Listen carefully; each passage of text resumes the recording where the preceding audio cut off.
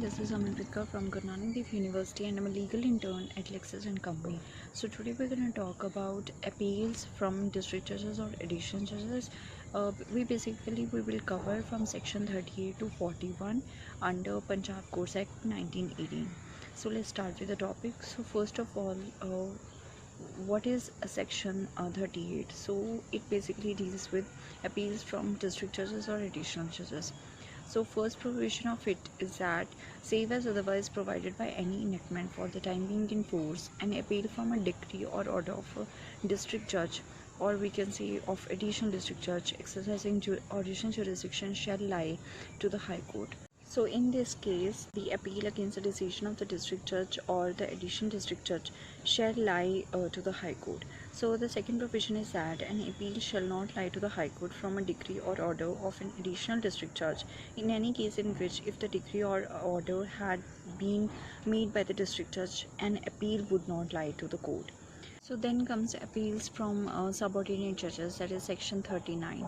So first of all, there comes that, as appeal from a decree or order of a subordinate judge shall lie to the district judge in the conditions that where the decree or order was made before the extension of the Punjab Courts Amendment Act 1963 to the Union Territory of Delhi, and the value of the original suit in which the decree or order was made did not exceed 5,000 rupees. So in this case, the amount should not exceed 5,000 rupees.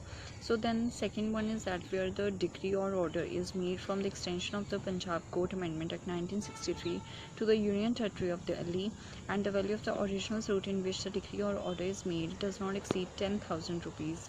So in this, the amount shall not exceed 10,000 rupees. And then the third comes that where the decree or order is made after the commencement of the Delhi High Court Amendment Act 1991, and the value of the original suit in which the decree or order is made does not extend rupees 1 lakh. So there is a difference of amount. So where the decree or order is made after the commencement of the Delhi High Court Act 2003, and the value of the original suit in which the decree or order is made does not exceed rupees 3 lakh. Then comes that to the High Court in any other case. So the second provision is that subject to the provisions of subsection 2a, an appeal to the court or the district court shall be heard by the district judge or by an additional district judge. Then comes the subsection 2a, that is, an additional district judge shall hear only such appeal as the High Court by general or a special order made direct or as a district judge of the district may make over to him.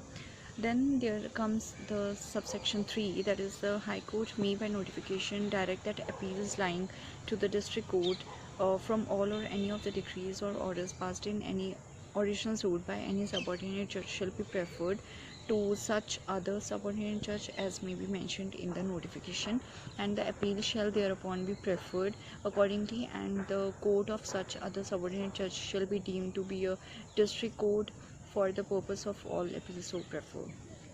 So this was all about section 39. Then comes section 40, that is which deals with the power to transfer to a subordinate judge appeals from other subordinate judge. So in this case, there is a power to transfer the cases from subordinate judge to other subordinate judges only.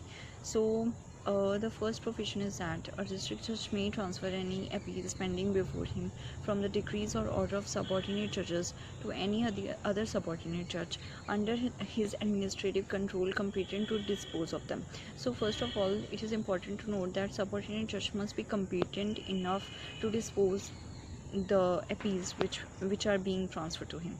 So then the other subsection 2 comes that deals with that the district judge may withdraw any appeals so transferred and either hear and dispose of it himself or transfer it to a court under his administrative control competent to dispose of it.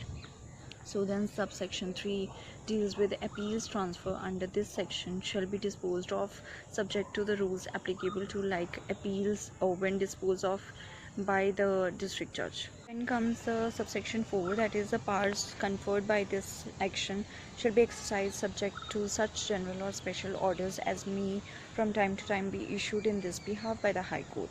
Then comes section 41, which deals with second appeals.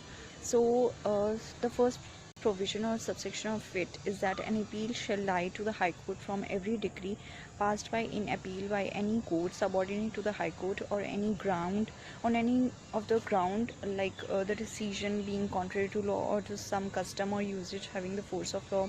Then comes at the decision having failed to determine some material issue of law or custom or usage having the force of law. The C clause, that is a substantial error or defect in the procedure provided by the Code of Civil Procedure 1908 or by any other law for the time being in force which may possibly have produced error or defect in the decision of the case upon the merits. And then comes the other subsection, that is an appeal may lie under this section from an appellate decree passed ex parte also. So second appeal against ex parte decision is also applicable.